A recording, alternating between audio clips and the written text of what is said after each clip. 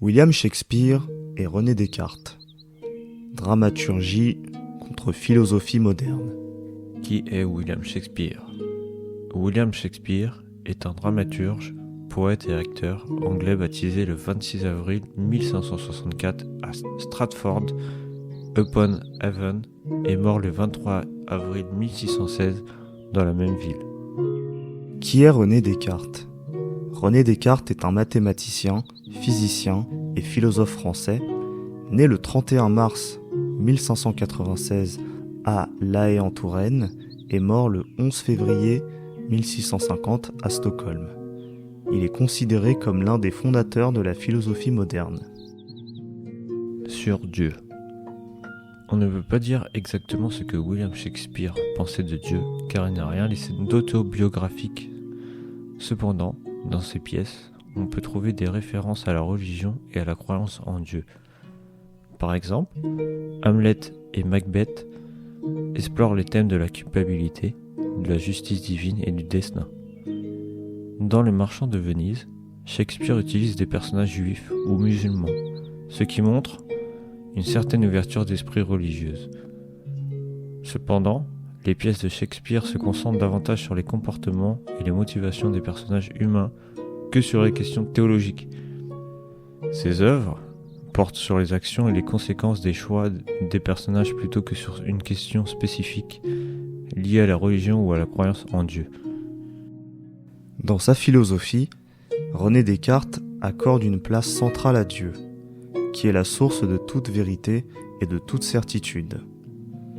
Dans sa Méditation 5, il soutient que l'idée de Dieu est innée en nous et qu'elle est la seule cause possible de cette idée. La connaissance de Dieu est essentielle à la connaissance de soi et de l'univers, et la philosophie est une recherche de la vérité fondamentale qui peut être atteinte grâce à la connaissance de Dieu. Sur la nature de l'âme.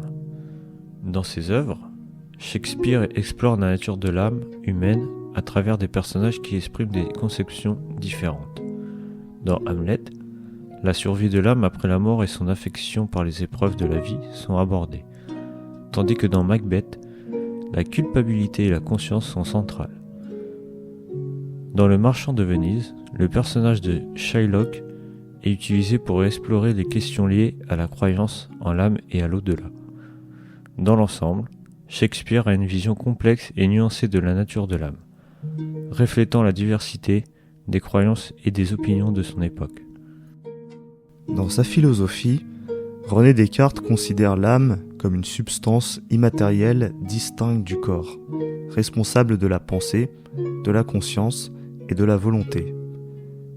Il affirme que l'âme est immortelle et qu'elle peut exister indépendamment du corps. Descartes a développé cette vision de l'âme dans ses œuvres majeures, notamment dans Méditation métaphysique. Dans cette œuvre, il soutient que l'âme est la source de la pensée, de la conscience et de la volonté, tandis que le corps est responsable des actions physiques. Il utilise l'argument du doute pour soutenir que la pensée est la seule chose dont on peut être certain, et que par conséquent, l'âme est la seule chose dont on peut être certain de l'existence. Ainsi, pour René Descartes, l'âme est une substance immatérielle distincte du corps, qui est à l'origine de la pensée, de la conscience et de la volonté. Elle peut exister indépendamment du corps et est immortelle. Cet ensemble de croyances est développé dans Méditation métaphysique. Sur la nature de la réalité. William Shakespeare a écrit sur la nature de la réalité dans plusieurs de ses œuvres, notamment dans Hamlet, où il explore la question de la vérité et de la trahison. Dans cette pièce, le personnage de Hamlet est obsédé par la question de savoir ce qui est réel et ce qui ne l'est pas. Dans son célèbre monologue « Être ou ne pas être », Hamlet se demande si le monde est réel ou simplement une illusion. Shakespeare semble suggérer que la nature de la réalité est complexe et difficile à comprendre, et que chacun doit trouver sa propre vérité dans un monde incertain et changeant. Dans l'ensemble, Shakespeare semble avoir une vision profonde et nuancée de la nature de la réalité, qui met en évidence la complexité et la relativité de la vérité et de la perception. René Descartes croyait en la réalité objective et en la possibilité de la connaître à travers la raison et la logique. Il a développé une vision de la réalité fondée sur la raison et la logique plutôt que sur l'expérience sensorielle, et a soutenu que la réalité est constituée de deux types de substances, matérielles et immatérielles, qui sont séparées mais interagissent les unes avec les autres. Cette vision a été très influente dans l'histoire de la philosophie occidentale, en particulier en ce qui concerne le dualisme et la notion d'univers physique déterminé par des lois rationnelles. Sur la vie après la mort. La question de la vie après la mort est présente dans plusieurs pièces de Shakespeare, mais il est difficile de déterminer avec certitude quelle était sa propre position sur ce sujet. Bien que certains personnages explorent la possibilité de la survie de l'âme après la mort, et que la mort soit souvent présentée de manière complexe et nuancée, il est difficile de déterminer avec certitude la position de Shakespeare sur ce sujet. Dans son œuvre philosophique, René Descartes a abordé la question de la vie après la mort. Il a soutenu que l'âme est une substance immatérielle qui peut exister indépendamment du corps et que Dieu existe, ce qui implique que l'âme est immortelle. Cependant, il n'a pas proposé de preuve définitive de l'existence de l'âme immortelle, mais plutôt une démonstration logique de sa possibilité. Sa position sur ce sujet reste donc ouverte et non tranchée. Sur les femmes. Shakespeare a créé des personnages féminins forts et indépendants, comme Lady Macbeth et Portia, qui remettent en question les stéréotypes de genre. Mais il a aussi, cependant, dans d'autres pièces, comme dans La mégère apprivoisée, les femmes sont présentées comme faibles et soumises, reflétant les stéréotypes de genre de l'époque. En fin de compte, sa vision sur les femmes est complexe et nuancée, mais dans l'ensemble, il a créé des personnages féminins qui ont résisté aux stéréotypes et ont été des modèles pour les générations de femmes à venir. Descartes a souvent décrit les femmes comme physiquement et mentalement inférieures aux hommes en raison de leur nature sensible. Cependant, il a également exprimé des opinions positives sur les femmes dans certains de ses écrits, soulignant leur potentiel intellectuel si elles reçoivent une éducation appropriée. En fin de compte, sa vision sur les femmes est complexe et nuancée, reflétant les stéréotypes de genre de son époque et sa volonté de reconnaître leur potentiel intellectuel. Sur le suicide. Shakespeare a une vision complexe et très nuancée du suicide dans ses pièces. Il le présente comme une issue tragique face à la détresse dans certaines pièces. Mais dans d'autres, il le considère comme un acte de lâcheté ou de faiblesse. Dans la pièce Hamlet, il explore l'idée du suicide, mais dans d'autres pièces, comme Roméo et Juliette, il traite le sujet avec compassion, plutôt que de jugement moral. Sa vision reflète les attitudes contradictoires de son époque, montrant à la fois de la compassion pour les personnages qui y sont confrontés et soulignant les conséquences dévastatrices pour ceux qui y restent. René Descartes était généralement opposé au suicide et considérait que c'était un acte contraire à la raison. Il pensait que la vie était précieuse et que chacun avait le devoir moral de la préserver, car c'était un don de Dieu. Dans ses écrits, il a déclaré que la vie était une bénédiction et qu'il était du devoir de chacun de la préserver.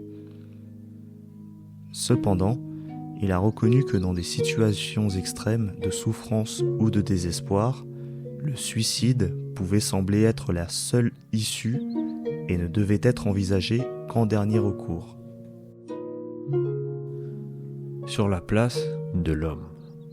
Shakespeare avait une vision complexe de la place de l'homme dans la société, reflétant les attitudes de son époque. Il a présenté les hommes à la fois comme des dirigeants et des protecteurs de la société, ainsi que vulnérables et faibles. il a exploré la complexité de l'identité masculine et a remis en question les attentes traditionnelles de la société envers les hommes. René Descartes était un philosophe qui croyait en la primauté de la raison et de la connaissance. Dans sa philosophie, il considérait que la place de l'homme dans le monde était d'abord et avant tout celle d'un être pensant et raisonnable, capable de comprendre et de maîtriser la nature par la science et la raison. Il voyait l'homme comme un être doué d'une âme immortelle et d'une volonté libre, capable de se libérer des passions et des préjugés pour accéder à la vérité. Cependant, il a également reconnu la complexité de l'existence humaine, soulignant que l'homme était souvent confronté à des doutes, des craintes et des limites. Sur le plaisir. Shakespeare considérait le plaisir comme une source naturelle de bonheur, mais également une force destructrice associée à l'excès et à la tentation, pouvant mener à la ruine et à la tragédie. Il illustre cette dualité dans ses œuvres telles que Le Songe d'une nuit d'été et Macbeth, où le plaisir mène à des situations comiques et problématiques, ainsi qu'à des actions destructrices et à la chute des personnages. Sa vision complexe reflète les attitudes de son époque, reconnaissant l'importance du plaisir tout en mettant en garde contre les conséquences négatives de sa recherche à tout prix. Descartes considérait le plaisir comme une partie essentielle de la vie humaine, mais soulignait également la nécessité de le modérer pour éviter l'excès et la dépendance. Sa vision était que le plaisir devait être équilibré et contrôlé pour atteindre une vie saine et heureuse. Sur l'origine des lois. Shakespeare semble suggérer que les lois sont créées par les êtres humains pour maintenir l'ordre social dans certaines de ses pièces. Dans la pièce Le Marchand de Venise, par exemple, le personnage du juge déclare que les lois sont créées par l'homme pour empêcher le chaos et la destruction. De même, dans la pièce Mesure pour mesure, le personnage du duc souligne l'importance de la loi pour préserver l'ordre et la justice. Mais là aussi, dit que dans d'autres pièces, il explore également les limites et les failles des lois humaines, soulignant que leur application peut être arbitraire et injuste. Par exemple, dans la pièce Roméo et Juliette, les lois familiales sont présentées comme étant un conflit avec les sentiments amoureux des jeunes amants, conduisant à une tragédie. Sa vision est donc très complexe et nuancée. René Descartes a peu écrit sur l'origine des lois. Il est donc difficile de savoir précisément ce qu'il en pensait. Cependant, il est possible de dire qu'il considérait les lois comme nécessaires pour la préservation de l'ordre social et la protection de la propriété. Il a également affirmé que les lois devaient être justes et équitables pour être légitimes, et qu'elles devaient être fondées sur la raison plutôt que sur la tradition ou l'autorité. Sur l'éducation. Shakespeare pense que l'éducation est importante pour former des individus équilibrés et bienveillants, comme illustré dans La Nuit des Rois et Le Songe d'une nuit d'été.